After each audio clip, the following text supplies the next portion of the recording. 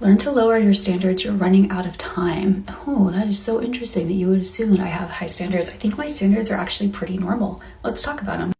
Number one, he has to plan the first date. If he doesn't plan the first date, I'm not saying yes. Number two, he has to pay for the first date, and he has to pay for all of my drinks, and I won't offer to pay for any. Number three, if he wants a second date, I demand to see his bank statements. I won't go on a second date without seeing how much income he actually makes. I'm a businesswoman. Don't be triggered. I also require 3 personal references, either from friends or family members, that I need their actual phone number so I can call and vet them myself if they want to go on a third date. So if they don't plan the date, pay for my dinner, pay for all my drinks, provide me with at least 3 months worth of bank statements, and give me at least 3 personal references, I'm not their girl. Honestly, I think more women should be completing these steps of vetting when it comes to men, especially the men in these comments. I mean, this guy said he's been with 50-year-olds that were 39 once. That's crazy. I think it's pretty simple. The only reason why women think that the dating pool is full of piss is because a lot of y'all have a lot of unrealistic expectations.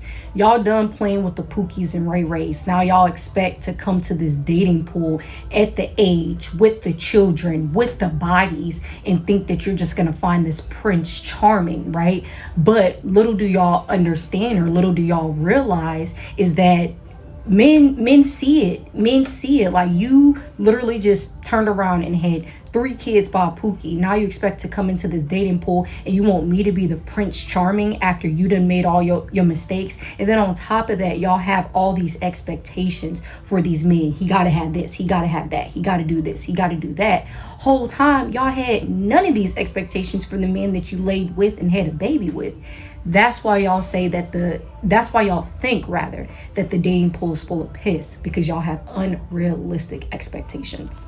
52% of women ages 20 to 39 are now child-free. You know what that means? You understand what this means? We're the majority. We are the majority. There are more of us. When I first started making videos about not having kids in 2021, I got 6 million views on my first viral video. And I remember thinking to myself, I didn't even know there were 6 million people out there who might agree with me. Where we are now, look how far we've come, because having kids was the default. So it was honestly kind of treated like if you were in your 30s and you didn't have kids, that was weird. You were the odd man out for that. Not anymore. We're the majority now. You could go outside right now and see a woman in her 20s or 30s and assume that she's more likely to not have a kid than to have one. The men are going to crash out about this because they're so worried about the birth rate. And let me make this clear.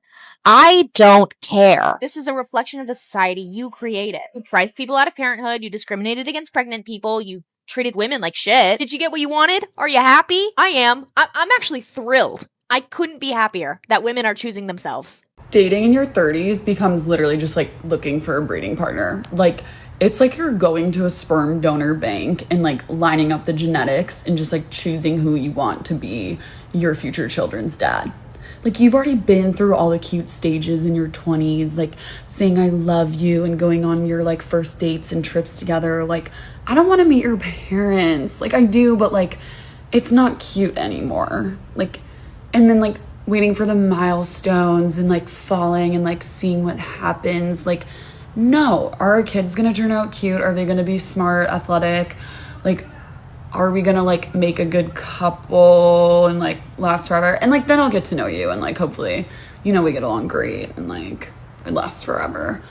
But first things first, like, again, it's just not cute anymore. Like, but you never settle.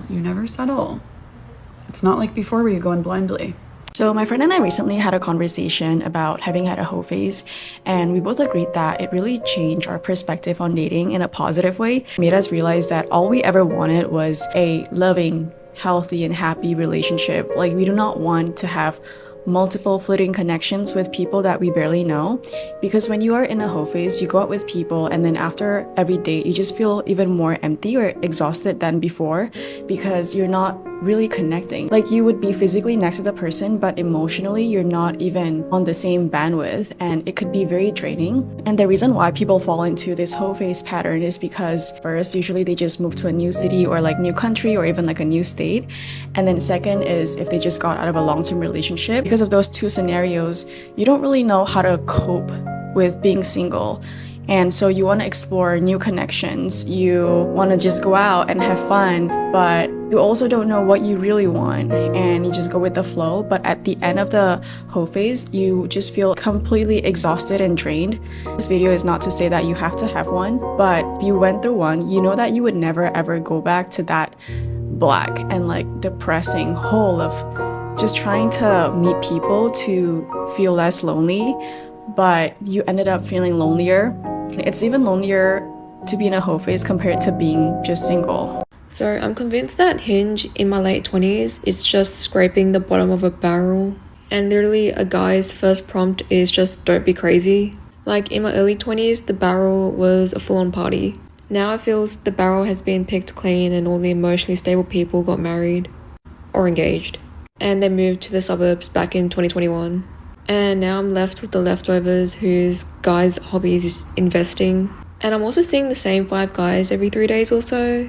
And the one guy who's holding a fish in their 4 out of 6 photos. But hey, at least he has a job.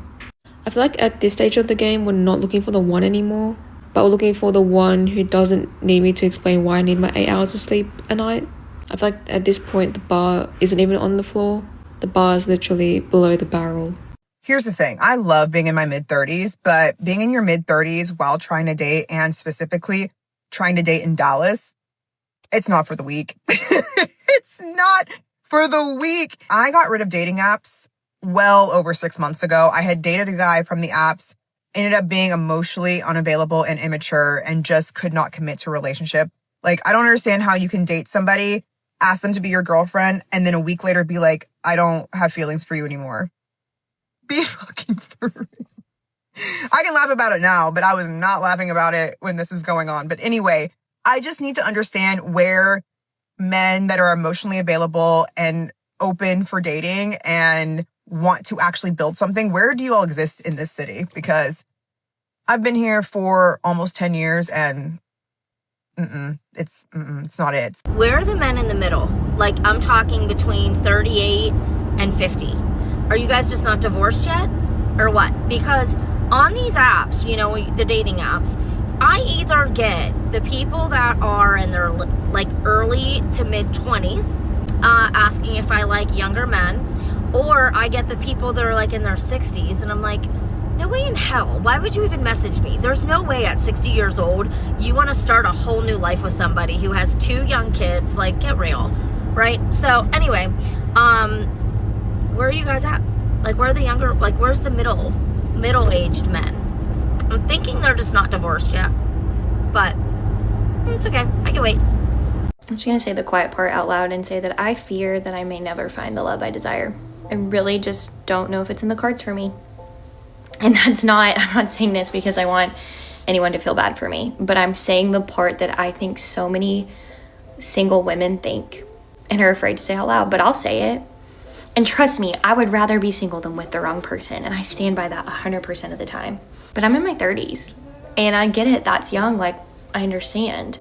But it's hard not to give up on that idea that what I want is never coming, and it's just not gonna happen for me. And that I will spend the rest of my life as the fun single auntie in my friend's kid's life, my family's kid's life. I will always be the one to go to the wedding alone, or the birthday party alone, the big life events by myself, and I can handle that. I've done that for years, I don't mind.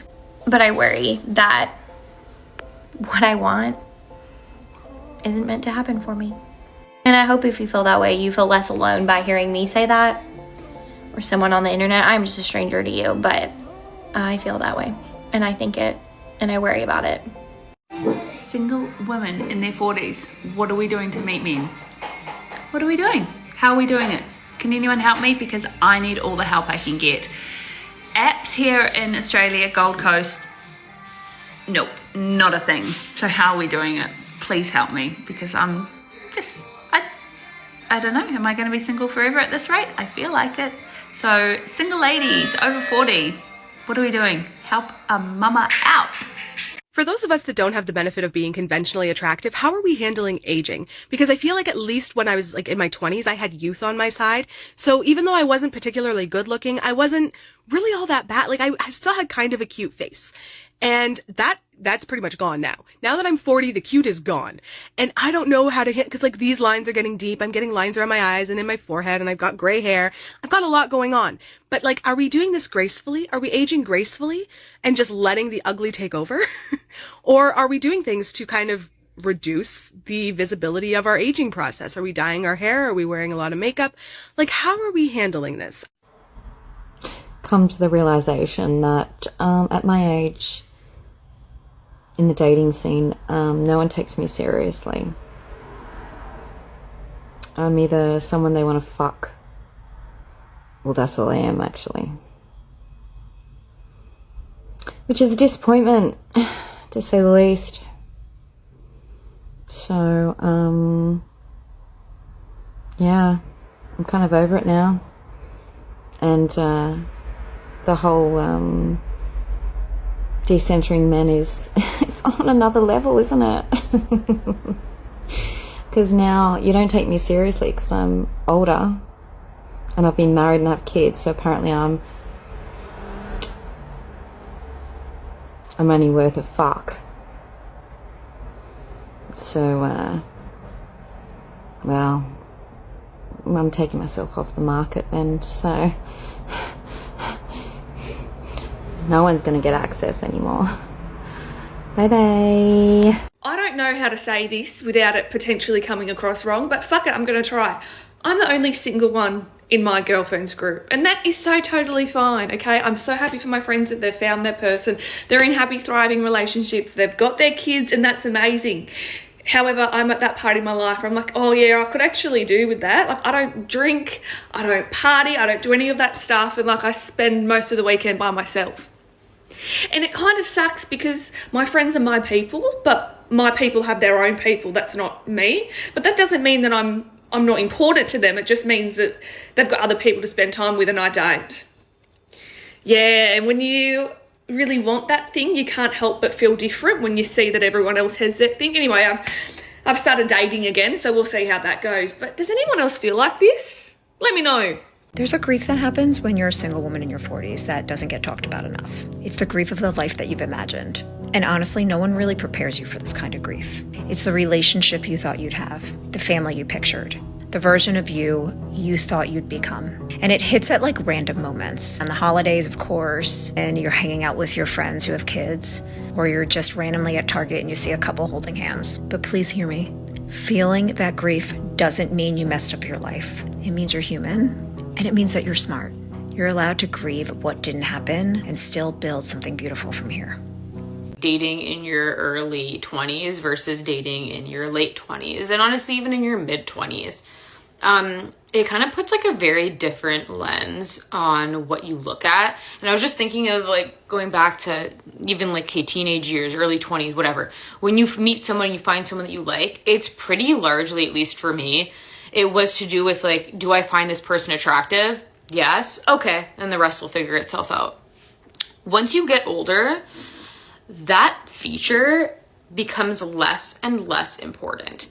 Not to say that it's not important, but it's like one single part, and it makes everything so much harder. And it makes you put into perspective when you are young and dating that you truly do just grow with a person and hope really for the best, because you're a lot of the time just going based on the fact that you're in close proximity to each other and you both relatively like how each other looks. And that's it. And as you get older, you become so much more picky, and that's probably why people don't or try to steer away from dating maybe significantly older, because then your criteria just goes up and up and up. Because you start to, I guess, not only look at different things because your life just becomes more serious in general, but you become someone more valuable yourself. And so you try to find someone that's at least going to like meet you at the level that you are. But it's so interesting to see like the difference in what you actually look at and the types of people you actually will give your time to, and how different that really is within like a 5-year time span. Crazy.